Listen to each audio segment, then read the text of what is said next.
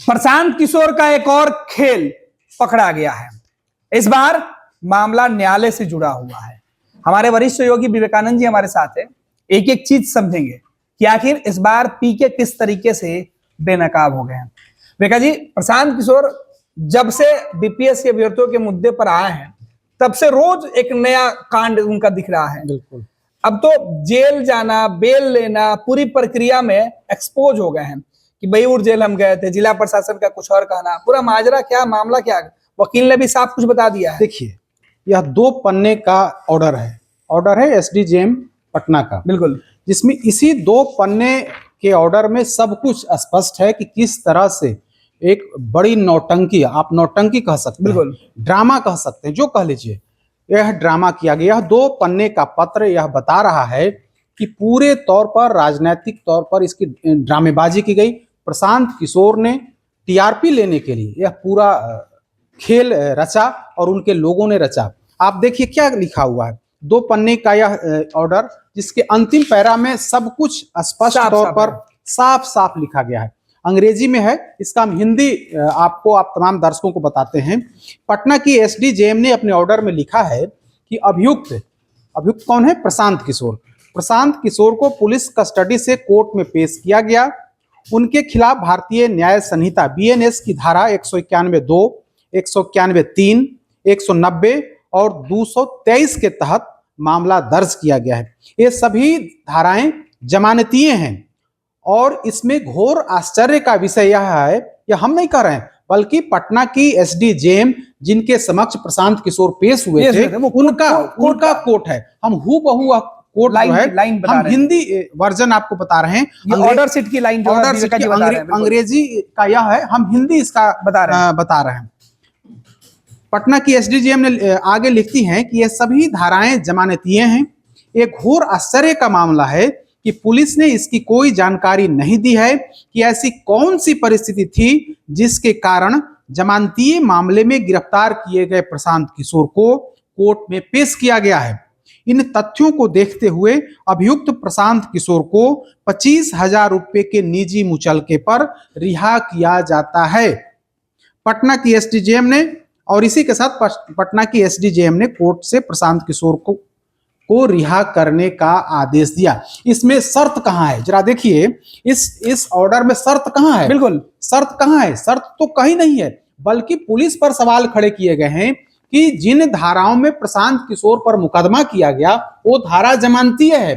Police को यह अधिकार है कि जमानतीय धारा में थाना से ही उनको बेल दिया जाता है। तो दिन भर ड्रामेबाजी की गई, पुलिस उनको गिरफ्तार कर ली। गिरफ्तार करने के बाद 4-5 घंटे तक पटना और आसपास के इलाकों में घुमाते रही।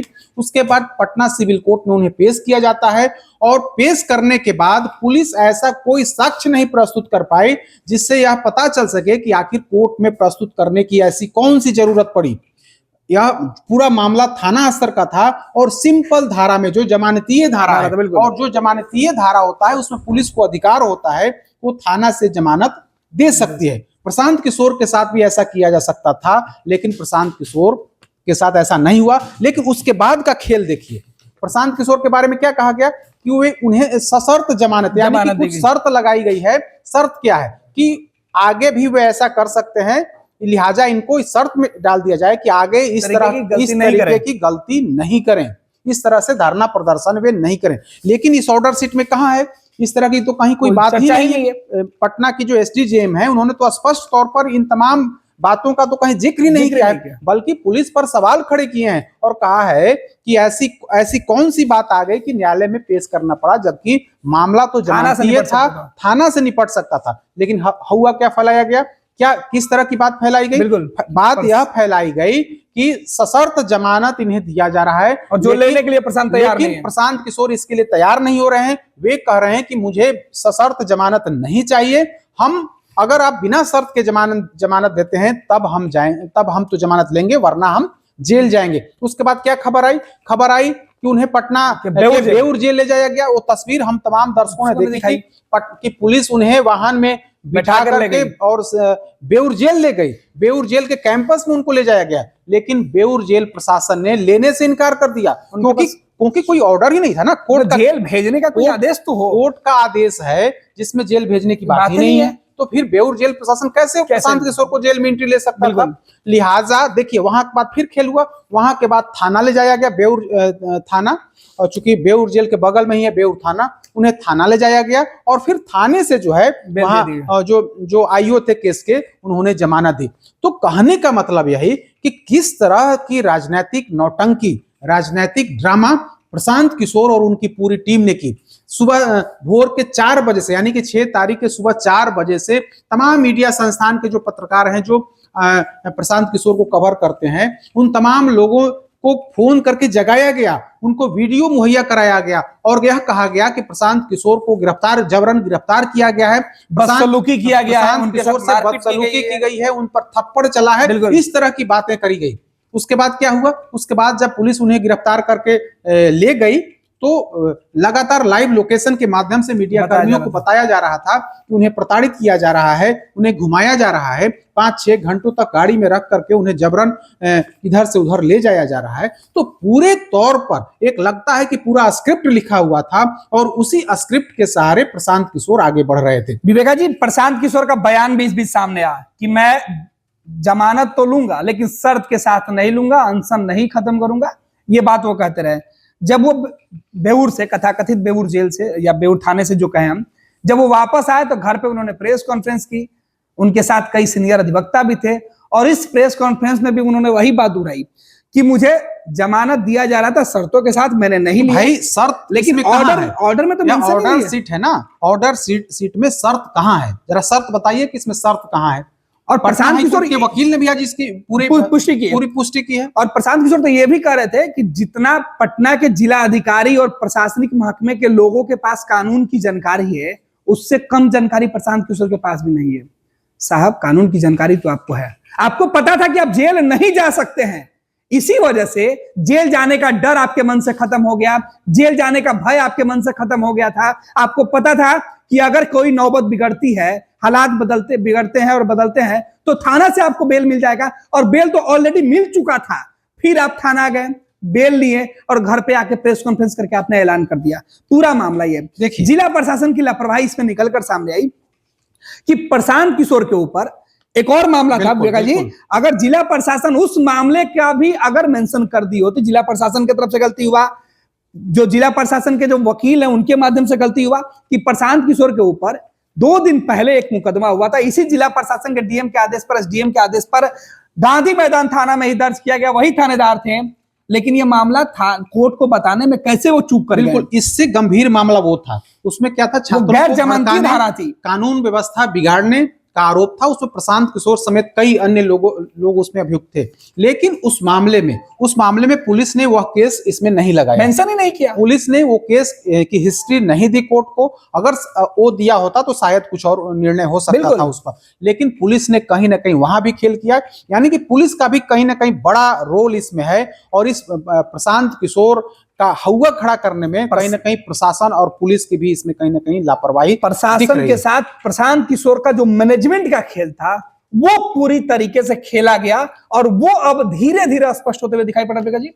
बिल्कुल, आप देखिए ना, प्रशांत किशोर कोई 6 तारीख की बात नहीं, उसके पहले 2-3 दिन पहले जब हजारों लोगों को गांधी मैदान उन्होंने बुला लिया, धरना स्थल से उठा करके इन्होंने गांधी मैदान बुला लिया और गांधी मैदान में बुलाने के बाद उन तमाम जो 29 दिसंबर की बात हो रही है, जो छात्र थे या जो परीक्षार्थी थे, उनको पटना की सड़कों पर उतार दिया। जब प्रदर्शन जो है सो लगातार लगा के अब कानून व्यवस्था बिगड़ने वाली स्थिति है, इसके बाद प्रशांत किशोर वहां से फरार हो गए, भाग खड़े हुए। उन छात्रों पर लाठियां बरसाई गई पुलिस की, लेकिन जो नेतृत्व करता प्रशांत किशोर कहे जा रहे थे कि वही नेतृत्व कर रहे थे, वे भाग खड़े हुए। जब यह बात मीडिया में आई तो वे सफाई देने लगे कि वे तो गांधी मूर्ति के समक्ष धरना पर थे। तो आखिर गांधी मूर्ति के समक्ष आप धरना पर थे तो वो तस्वीर कहाँ है भाई? जब इनकी भद पिटी, जब मार्केट में यह मैसेज गया कि प्रशांत किशोर ने छात्रों के साथ धोखा किया है, सड़कों पर उतार करके खुद मैदान छोड़ करके भाग गए हैं, इसके बाद रात में गर्दनीबाग धरना स्थल पहुंचते हैं और वहां जाकर के आंदोलनकारी परीक्षार्थियों के साथ धक्का, मतलब बदसलूकी कहें या फिर उनको कंबल की बात करने लगे और कहने लगे कि हमने ही कंबल दिया और हम इसे राजनीति करते हो। तो इस तरह की बात आई। अगले दिन इन्हें सफाई देनी पड़ी कि नहीं ऐसी बात नहीं। तो कुल मिला करके कहें तो यह अंतिम कड़ी है। हो सकता है इसके बाद की भी और कड़ी आ जाए, बिल्कुल। लेकिन हम लोग चर्चा कोर्ट के रिपोर्ट पर कर रहे हैं कि कोर्ट का ऑर्डर क्या है, जजमेंट जो था उस दिन का। और जिस तरह से बिहार के लोगों को अंधेरे में रखा गया, जिस तरह से परीक्षार्थियों को अंधेरे में रखा गया, परीक्षार्थियों की भावनाओं से खिलवाड़ किया गया और कहा गया कि हम सशर्त जमानत नहीं लेंगे, हम जेल जाने को तैयार हैं लेकिन हम शर्त के साथ जमानत नहीं लेंगे। तो सवाल यही है कि भाई साहब इसमें शर्त कहां है? अगर शर्त बता दीजिए कि इसमें कहां शर्त है। यहाँ तो जो कोर्ट कहता है, कोर्ट का आदेश है कि इसमें पुलिस जो है सो यह बता नहीं पा रही है कि प्रशांत किशोर को किस परिस्थिति में जमानतीय धारा में, जबकि उनके खिलाफ जमानतीय धारा है, तो फिर कोर्ट के समक्ष पेश करने का क्या मतलब है।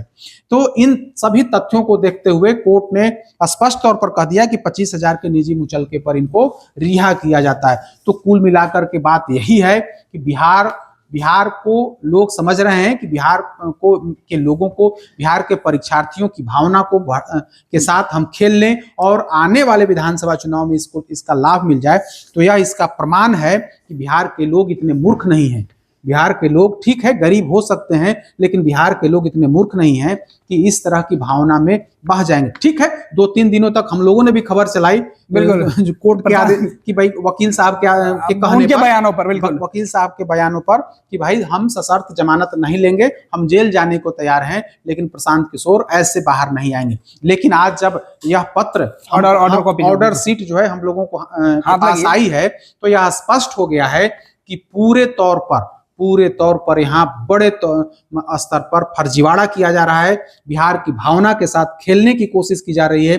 जो छात्र, नौजवान, बेरोजगार हैं, उनके आंदोलन को की समाप्ति को लेकर कहीं ना कहीं ऐसा लगता है कि इन्होंने प्रशांत किशोर ने सुपारी ले लिया था, ऐसा हम कह सकते हैं, क्योंकि लगातार फर्जीवाड़े की बात आ रही है, लगातार इस तरह के आरोप लग रहे हैं। आंदोलनकारी परीक्षार्थी भी आरोप लगा रहे हैं कि प्रशांत किशोर ने हमारे आंदोलन को समाप्त करा दिया। देखा जी, एक और सवाल, आज प्रशांत किशोर की टीम की तरफ से, उनके जो पार्टी के ऑल इन ऑल नेता हैं, प्रशांत किशोर की गैर मौजूदगी में उनके साथ 5 लोगों की टीम बिहार के मुख्य सचिव से मिली और उन्होंने क्या कुछ कहा। उन्होंने कहा कि अगर प्रशांत किशोर की तबीयत जिस तरीके से बिगड़ रही है, उनके अनशन के बाद मुख्यमंत्री से अगर 5 छात्रों का डेलीगेशन नहीं मिलता है तो पीके की तबीयत और ज्यादा खराब होगी, तो जवाबदेही किसकी होगी भाई? मतलब भावनात्मक तौर पे या ये बताने की कोशिश की प्रशांत किशोर के अनशन ज्यादा से ज्यादा खत्म कराया जाए। मतलब इसी को कहते हैं भावना बेचना। भावना को बेच करके अपनी राजनीति चमका रहे हैं प्रशांत किशोर, हम ऐसा कह सकते हैं। क्योंकि आप देखेंगे 29 तारीख से ही लगातार भावना भड़का करके, भावना से खेल करके, भावना का मजाक उड़ा करके ये आंदोलन कर रहे हैं, राजनीति कर रहे हैं। और अब जबकि यह प्रमाण सबके सामने आ गया है, उसके बाद कल से ही वे अस्पताल में एडमिट हैं और कहा जा रहा है कि आईसीयू में हैं, उन्हें मतलब डॉक्टरी इलाज की जरूरत है, इलाज की जरूरत है, और लेकिन वहां भी अनशन कर रहे हैं, रखा गया है। लेकिन कहा जा रहा है कि वहां भी अनशन कर रहे हैं। अब क्या सच्चाई है वे जाने। और इसी बीच आज कुछ लोग जो है बिहार के चीफ सेक्रेटरी से भी मुलाकात किए, लेकिन ऐसा लगता है कि सिर्फ और सिर्फ टीआरपी लेने की होड़ मची हुई है। और प्रशांत किशोर को ऐसा लगता है कि इस तरह के फर्जी आंदोलन से बिहार के लोगों का दिल जीत लेंगे। हमें लगता है कि ऐसा होने वाला नहीं है। बहुत बहुत धन्यवाद विकास जी। तो बिहार में प्रशांत किशोर बिहार के लोगों की भावनाओं के साथ जितना खेल करना है वो खेल कर रहे हैं। रोज नए नए प्रोपेगेंडे रचे जा रहे हैं और पीके बिहार के नौजवानों की भावनाओं के साथ वही रणनीति अपना रहे हैं जो इसके पहले वो चुनाव में पैसे लेकर दूसरे के लिए करते थे।